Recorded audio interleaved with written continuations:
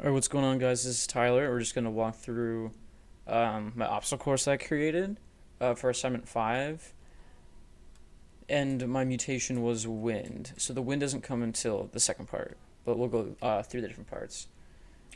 So we first got this nice rotating obstacle here. And now if you notice, if I try running into it, it's going to bounce me back. So I have to navigate my way through the spinning cylinders, and just like that, it's gonna bounce me back. So I'm gonna do that here real quick. There we go, and there we go through the first obstacle.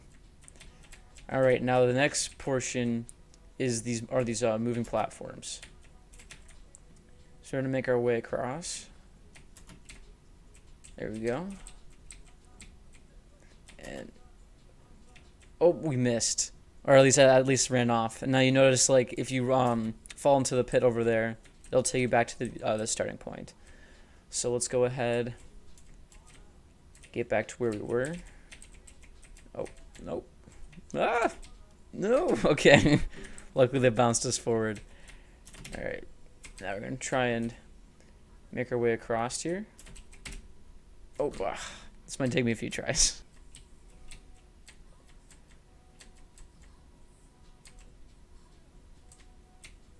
All right,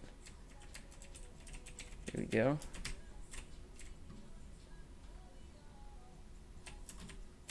There we go. All right, this comes the challenging part. Oh, nice. It took us a few tries. All right, now this is in the air resistance. So as you move higher and higher up, you notice we have normal movement speed, but once we get to the second platform here, you'll notice our movement speed starts to get restricted. This is because, oops, I didn't mean to do that. Let me get back up there.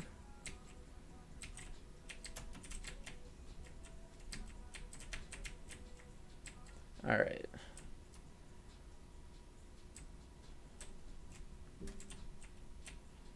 So you'll notice that our movement speed is now much slower than it was before.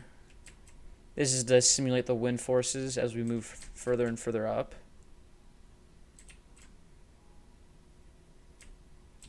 There we go. Nice. Because the higher and higher we get, the more resistance the wind has on us. So we're moving slower. That was the way I thought about implementing it. There we go. And right up at the top. And so down below you can see the whole obstacle course from up there. And you'll see we're moving a lot slower now because the air is very strong up here. So now we got a nice sign up here that says, you won, here's a cube. So let's touch this cube and see what happens, if anything happens. Oh, and there we go. It sends us flying. So now I'm just going to dive into the editor here real quick and show you all the different blueprints that I added. So, got a lot of things going on here. We got FB floor. This just gives us our bounding box for the floor that we're using.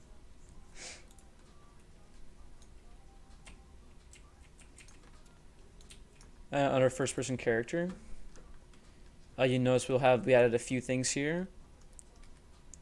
So here, this one right here is adding an impulse force to our spinning bouncer obstacle right at the beginning. And then this right here is giving our victory cube that we ran into impulse force to bounce us off. And I used a flip-flop to connect the two. And then right down here, this is what is restricting our movement as we get higher. I got a bounding box at the top, and it is taking us from a default of max walk speed of 600 and then putting us at 200.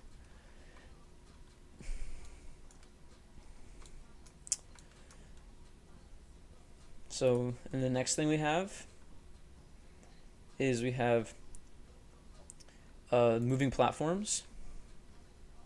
And here I used a very similar thing I used last week to make them move back and forth.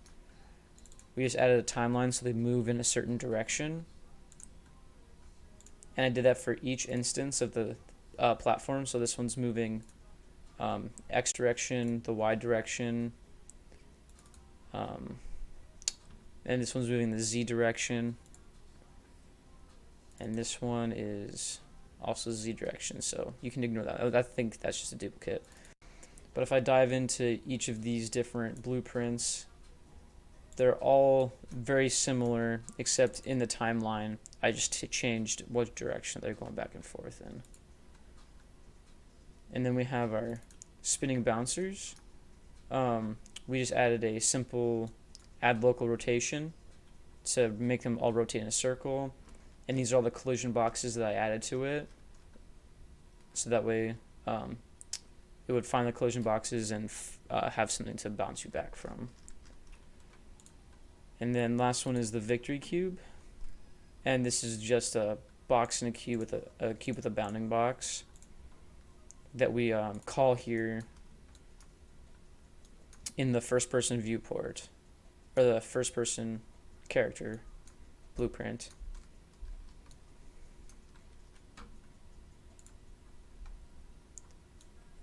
And I believe that's about it. That's about it, and yeah, I hope you guys enjoyed.